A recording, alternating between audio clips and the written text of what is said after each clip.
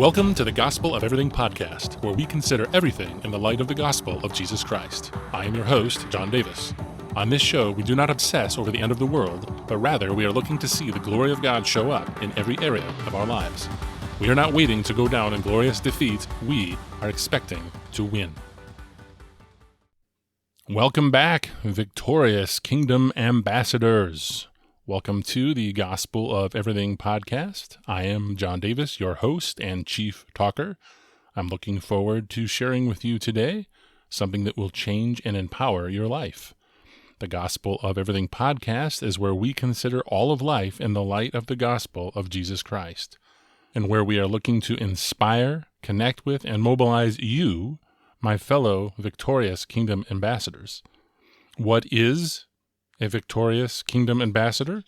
Someone who is not looking obsessively for the end of the world, but rather is looking to bring God's kingdom more and more into the world, both now and in eternity.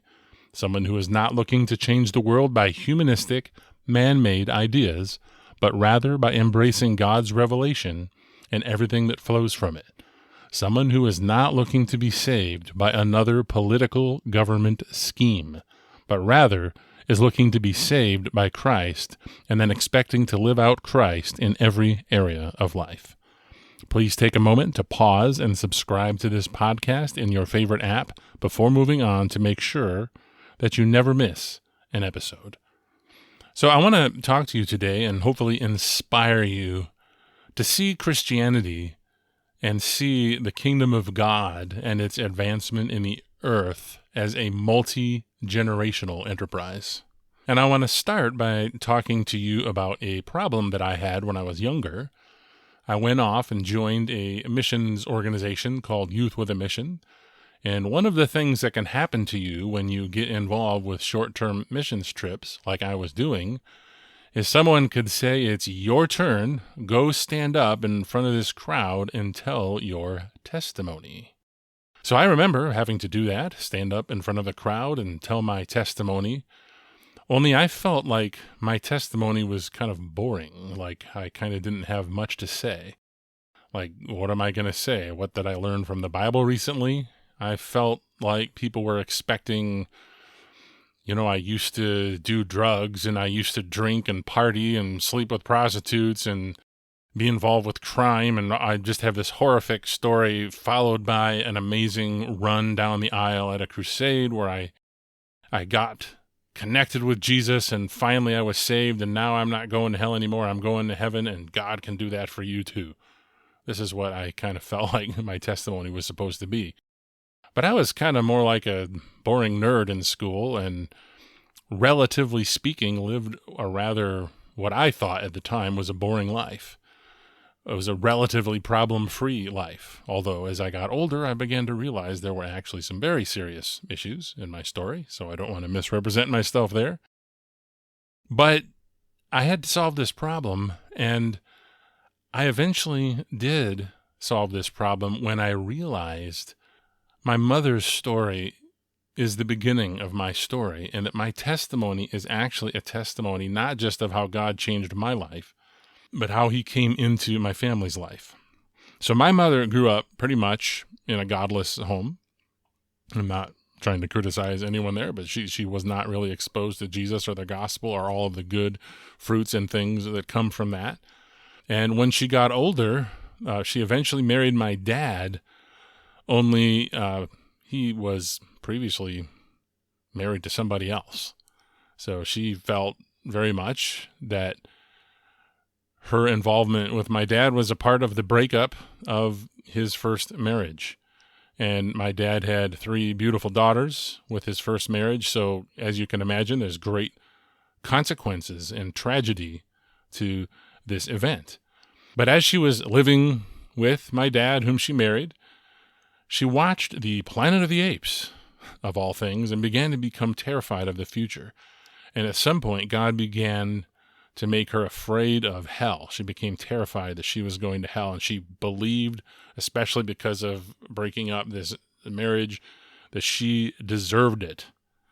But something was drawing her, And eventually a couple of guys knocked on her door, and I believe they were actually from a group that was at the time a Christian cult. But they came in and witnessed to her and told her about Jesus. This was all happening when I was very young. I had been born, but I was very young.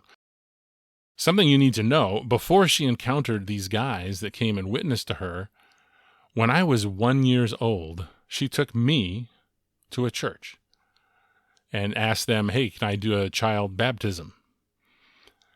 And they said, well, we don't do child baptisms here, but we do baby dedications.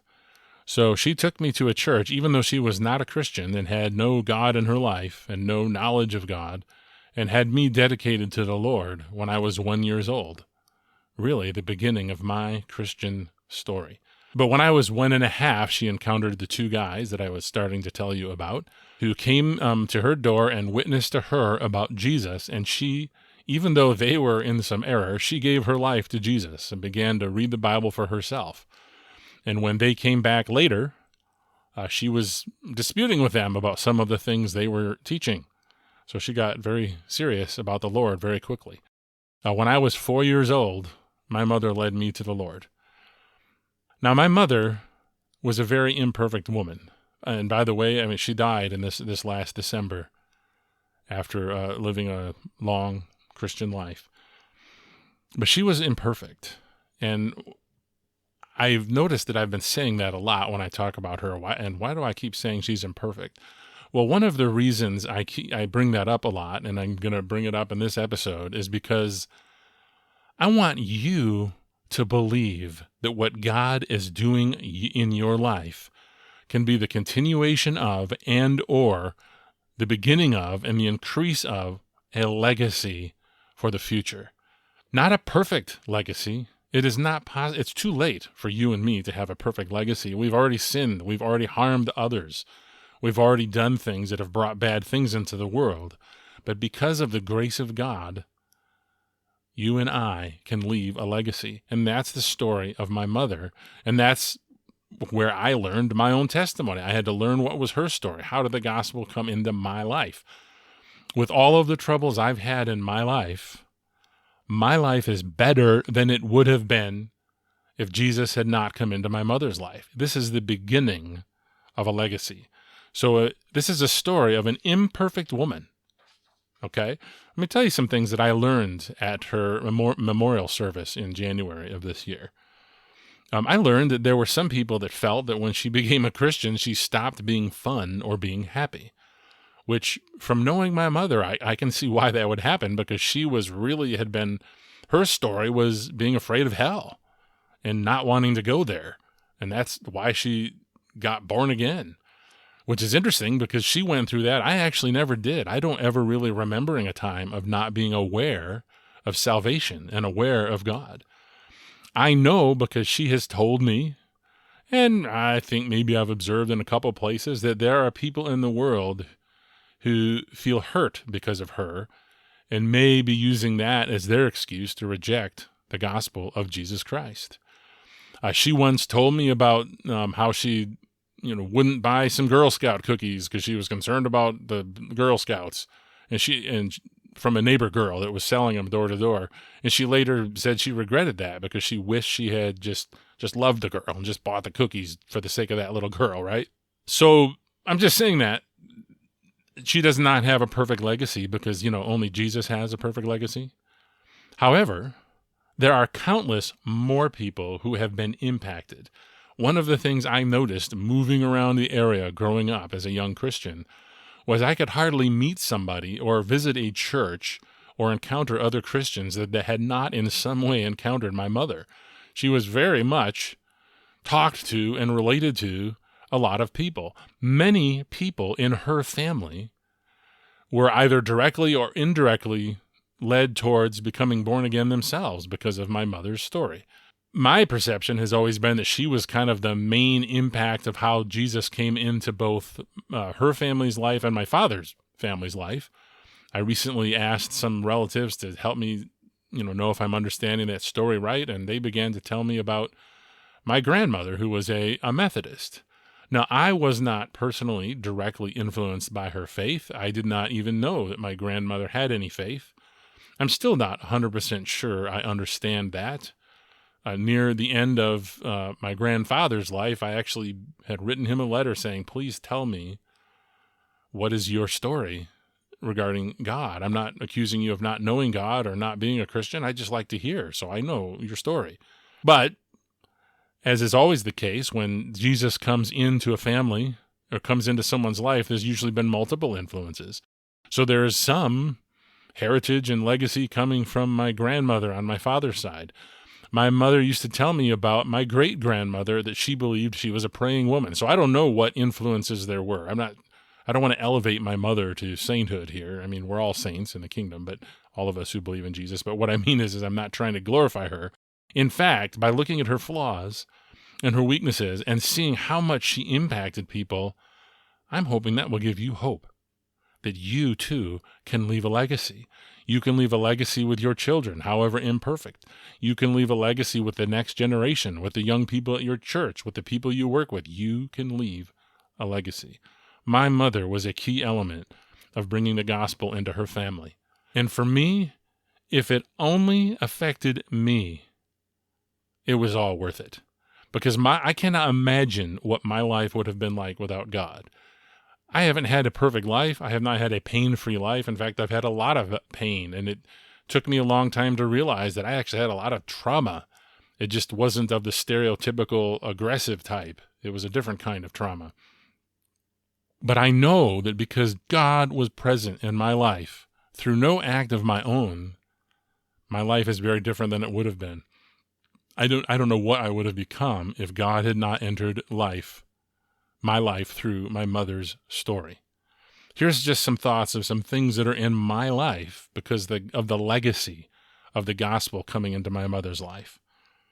I have had some awareness and connection with God for my entire conscious life that I can remember.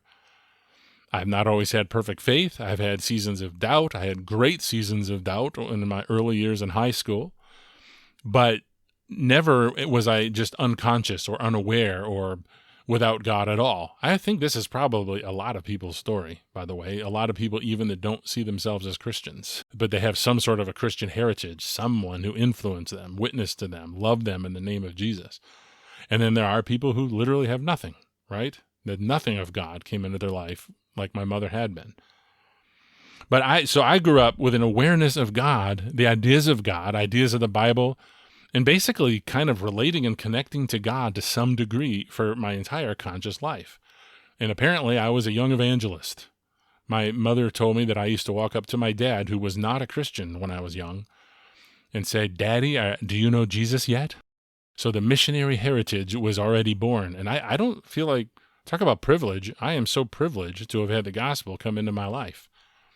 And I in a way, I didn't make a choice for the gospel to come into my life. I mean, I decided to follow Jesus, but I did not make a choice. This is a heritage. This is an inheritance. This is a legacy. I grew up in the presence of worship, people singing love songs to God at church. I grew up in the presence of Bible teaching. I was given many foundations of Christian thought through an imperfect Christian school.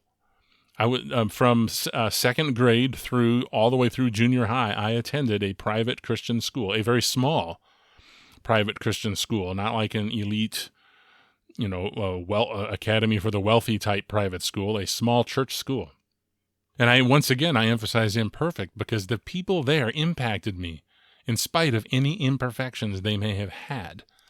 I heard the ideas of the kingdom. I learned history imperfectly from a Christian perspective.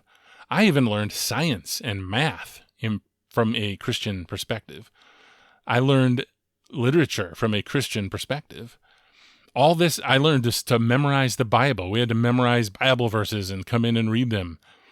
I learned all this and was impacted by all these things through no choice of my own. This is just free sowing into my life that I received because of a legacy from what God did in someone else's life. I grew up influenced by Christian men who were serious about following God and who were serious about thinking like a Christian. I was exposed to a pastor. Denny is his name. And I witnessed him be committed to service and principle, and very much a stubborn man in the good sense, in his pursuit of God and his pursuit of leading and serving the church through all kinds of obstacles and opposition. An imperfect man? Yes, of course. Of course he's an imperfect man. But I watched a man hold on, white-knuckled to God, no matter what awful things came his way. This is a heritage, an inheritance for me. So I received a Christian education, Bible memorization, exposure to Christian ideas, examples of Christian character.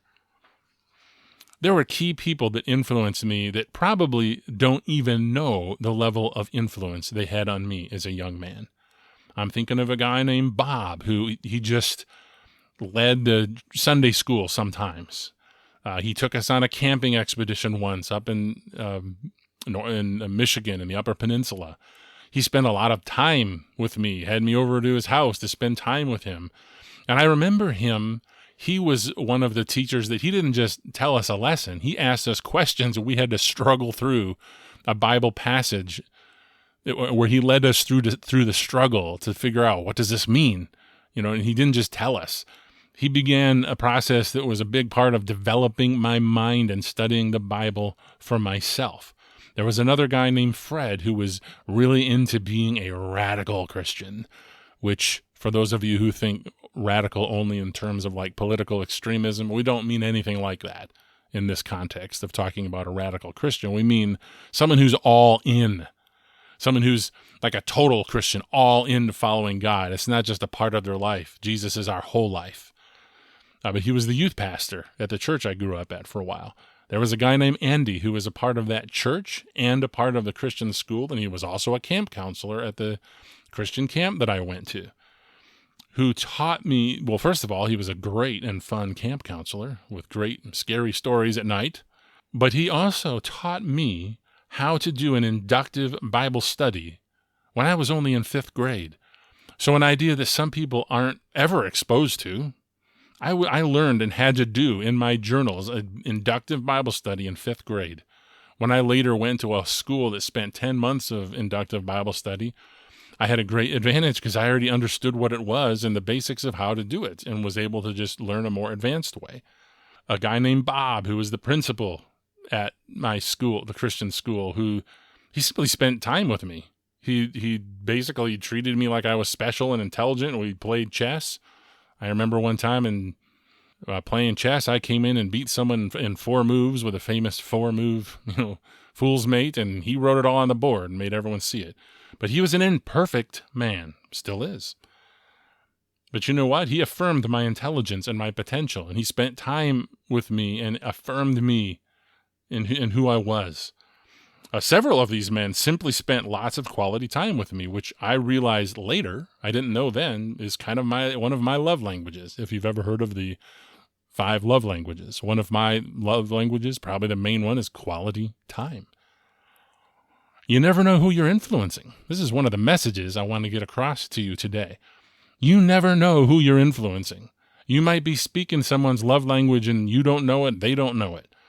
But these men took the time to just be with me, talk to me.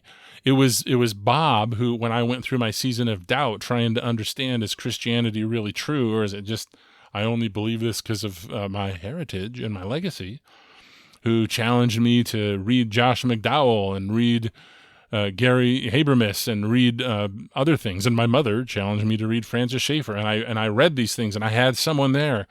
They didn't have all the answers. They didn't answer them perfectly or tell me all the answers to the universe, but they gave me a path to follow. They were there. They were available. So I want you to look at your life and realize that you can leave a legacy. You never know who you're influencing. Stop beating yourself up for your imperfect legacy and influence people. Serve. Just be available. Be available to your kids. Be available to young people. Serve however God leads you to serve. But I want to bounce off this into a broader, bigger picture. I wanted to start with just the simple level, but I want to move to a higher level and talk about the multi-generational nature of Christianity. I want to use this story of my legacy that I received from others. I didn't earn it. I received it as a gift from the people that went before me. And just as I received from my mother, I want to inspire you to see the advancement of the knowledge of God and the kingdom of God as a multi-generational endeavor. Multi-generational Christianity. The kingdom of God is a multi-generational Christian endeavor. If you look into your mind and into the minds around you, I believe you will observe something that I've been talking about in previous episodes. An attitude and perspective that history is on some kind of permanent downward trend, and that is the only option. Things are getting worse. Oh, look at the bad things going on in the world today. But it seems that nobody pauses and asks the question, if everything always is getting worse, if everything always is going downhill, how did the good stuff get there in the first place? How did, those of us who still believe there was some element of God's hand working in America that brought things like freedom into the world on a whole new level, political freedom, religious freedom, where did that come from? Where did it come from? Did it just come out of the blue? Did we start there and things have been declining ever since? I mean, didn't there used to be a world where people like the Assyrians would stick hooks through your jaw and drag you off as prisoners? Didn't there used to be a world where empire kept rising against empire in a level of brutality that we hardly see today? Didn't the world used to be only about power? Has there not been anything where there's been a progress in the world? Where did that progress come from? How did it happen? So I want you to consider this question. Whenever you see something good that you feel is being lost, or you feel is going downhill, and it very well might be going downhill, but where did it come from in the first place? How did it get there? How did we get Christian revivals, Christianized culture, partly Christianized culture, if you've listened to my other episodes, Christian ideas of civil government that influenced, imperfectly, the societies that we have today? How did we get freedom and prosperity? And why, oh why, if all this has been done before, why can't it be done again? Why can't it be done even better and at even greater levels than before? It's this negative, poisonous attitude that believes that we're living in the end and it all has to go downhill, maybe. I don't know. That's at least one reason.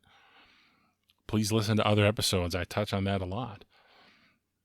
Once again, we see the consequences of a deeply ingrained negativity in Christian thought regarding the future on this side of Christ's bodily return. Pretty much all eschatologies believe in an ultimate victory, but do you have an eschatology that believes that there's victory available now? Our faith has been that the world must get worse, so obviously it's like we've forgotten where did the good things, in the midst of the imperfect, very, very imperfect and incomplete world, where do the good things come from? At some point in the past, somebody believed differently and lived out multi-generational Christianity. Somebody did it. The Puritans, for example, the Pilgrims, in all their imperfection. You can find endless efforts to disparage them and show their flaws, and you're always going to find flaws in any element of history. No matter how Christian it got, no matter how much good stuff happened, you're going to find flaws and sins and brokenness, okay? Because it's an impartial process. It's incomplete. But the Puritans believed that the kingdom could expand and would expand, and thus lived out their lives in that way. And the generations that have gone before us, in many ways, have left us a legacy. I grew up in a world where we were left free to run around the neighborhood without any fear that something bad would happen to us. Not sure that's still true today, but that's the way it was. So look to your life and to your vision. Do you have a vision for the world around you that goes beyond your times? Do you have a multi-generational Christian kingdom vision? Do you believe that we can do things now that will make the future better for future generations? How much endless blessings are you and I experiencing? because of a multi-generational Christianity that people lived out in the past? How many troubles are we inheriting because of some things that a previous generation did not take on? Let's talk about a bad example from the Bible on this. Hezekiah, King Hezekiah. King Hezekiah was basically in the process of learning about how judgment was coming on Israel, okay? So you can read this story in Isaiah, and this particular passage is in Isaiah chapter 39, verses 5 through 8. Then Isaiah said to Hezekiah, "Hear the word of the Lord of hosts. Days are coming when all that is in your house and that which your ancestors have stored up until this day shall be carried to Babylon. Nothing shall be left, says the Lord. Some of your own sons who are born to you shall be taken away. They shall be eunuchs in the palace of the king of Babylon." Then Hezekiah said to Isaiah, "The word of the Lord that you have spoken is good." For he thought, "There will be peace and security in my days." So Hezekiah just found out that his sons were going to be carried away to a foreign land and made eunuchs.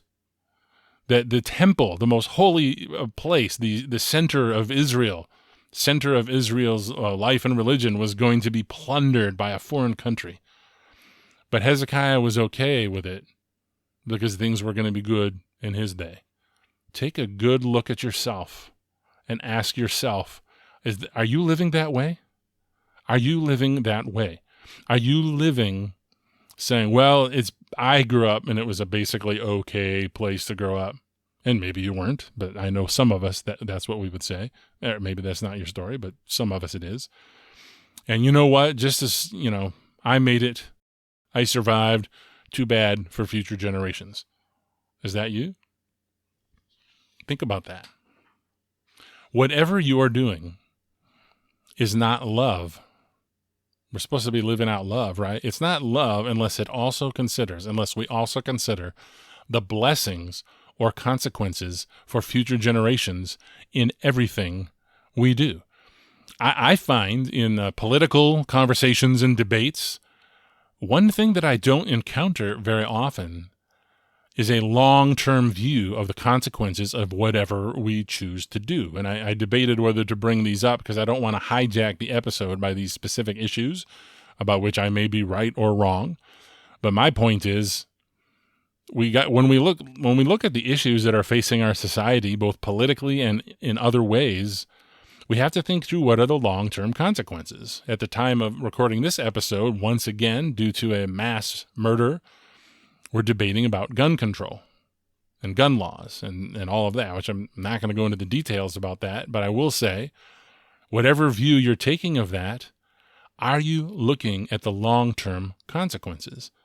I find that people assume and presume that there's been some sort of human progress that will never be reversed, and that we'll never have a time again where people will need weapons to defend themselves from an evil government, or they just belittle that possibility by how powerful the government is, without looking at history, that things that have happened in the past. The same things for economics, or the welfare state, or Social Security.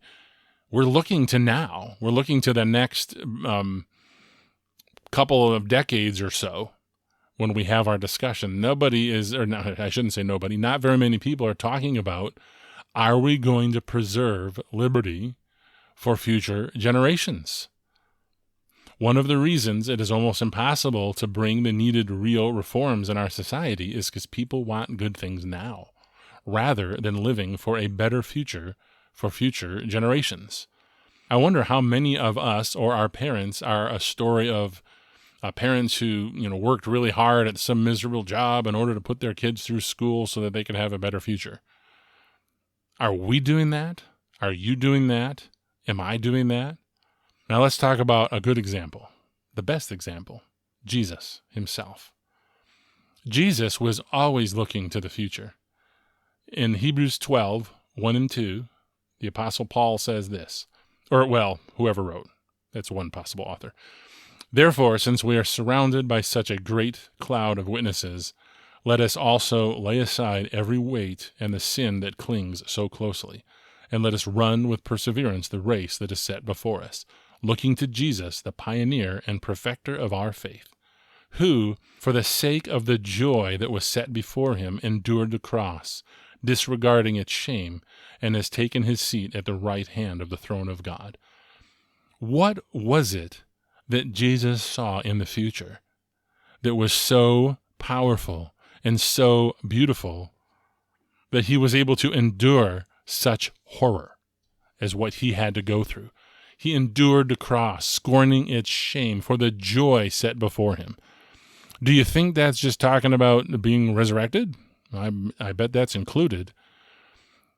But we know Jesus prayed not only for his disciples, but for those who would believe because of them. We know that God so loved the world that he gave his only begotten Son. There's a multi-generational aspect to this. God is obviously looking at everything long term. Jesus endured the cross and scorned the shame. The joy set before him is you and me in a world that glorifies him, a bride that is prepared. He sees the end game, and that end game gave him the courage and the endurance to go through horrific stuff because he saw a future. He was the pioneer of multi-generational. The Apostle Paul talked about in 2 Timothy, "What you have heard from me through many witnesses, entrust to faithful people who will be able to teach others as well." So you have 4 generations here. Paul teaching Timothy, instructing him to teach others who will be able to teach others. There's a multi-generational aspect to Christianity, both in our choices in confronting the evils of today.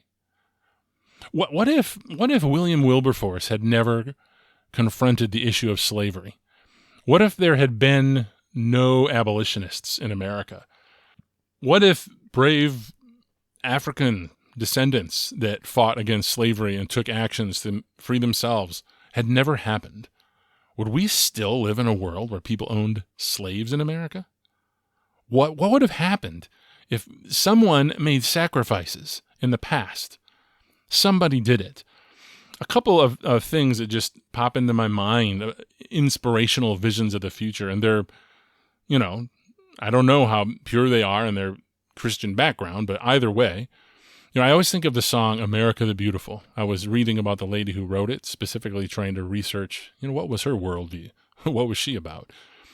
But whatever it was, she captured something when she talked about, "Oh, beautiful, for patriots dream, who sees beyond the years, thine alabaster city's gleam, undimmed by human tears." I don't know, was she a socialist or something? I don't know, but whatever it is, she had a vision for a multi-generational things getting better. What about the founding fathers who wrote into our founding documents about preserving the blessing of liberty for themselves and also for posterity? They were looking to the future. Now I have to pause and give you a warning here.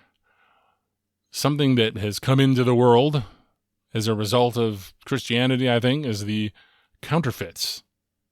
Counterfeit Christianity, like socialism, Marxism, humanist visions for a bright future. This idea of multi-generational goodness being passed along has been borrowed and stolen by worldviews that are actually hostile to Christianity. And they've incorporated that. So I'm not saying every time somebody says something positive or encouraging about the future, or every time somebody says for our future generations, if they're not following God and his ways, they'll, with all, the road to hell is paved with good intentions. Good intentions aren't enough. We need to base our love for future generations on truth. So I'm not going to go into that too much, but I just want to make you aware. Make sure that the multi-generational Christianity is multi-generational Christianity and not something that's been borrowed and stolen and twisted, such as socialism and Marxism and humanism, right? But we should be evaluating everything. Politics, business, personal choices, how we do our church, how we do our missions, in a way that is loving to future generations, in a way that is optimistic about their benefit. There are things in our society right now that I would rather not talk about. Things like, gender confusion and gay marriage, and some of those kind of things are actually things I personally would prefer to have nothing to do with. They're not my priorities. But I often ask myself, what happens if I accept the lies that have been foisted on us by our culture? So I feel an obligation to talk about them some, because otherwise the next generation might not know that that's insanity going on in our culture. They might accept it because we want to be about how much, we love Jesus and not about these controversial things, right? This is something, and I understand, I get that. However, if we don't speak out against the evils and the lies of our day and teach the next generation the truth, we're doing them a great disservice. That would be a failure of our multi-generational Christianity. To some degree, what future generations, both in the near and in the far, will experience will be related to what you and I do and say now. Will future generations be grateful for what we leave them? Will we leave a Christian legacy or something else? Will we shrink back and just make sure we are okay, like King Hezekiah? At least we have peace in our day, and let the future deal with it. Or will we be the generation that steps up and embraces a multi-generational expanse of the kingdom of God and lives out multi-generational Christianity and faces the horrors now so that it'll be easier for the next generation? I mean, they'll have to face their own battles no matter what, but we can leave them, advanced in the battle or having lost space in the battle. So here's the question. Will you and I leave a godly legacy for the next generation? Will we stand up and fight now and suffer now for the benefits of future generations?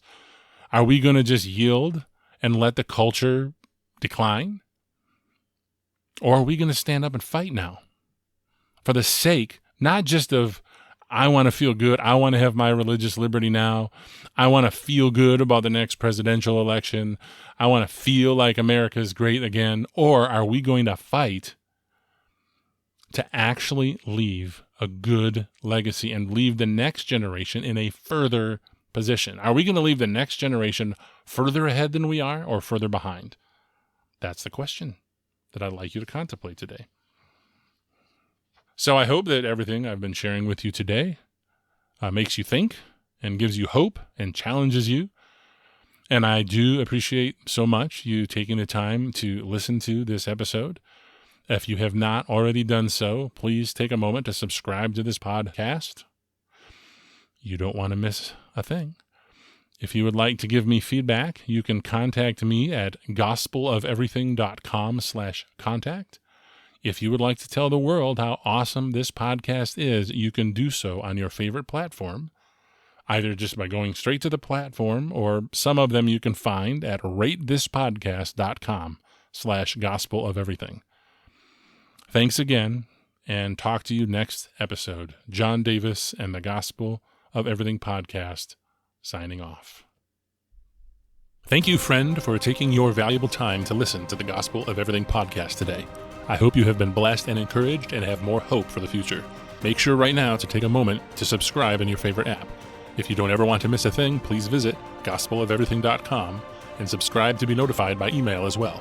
See you again next week for the next episode of the Gospel of Everything podcast. Be blessed.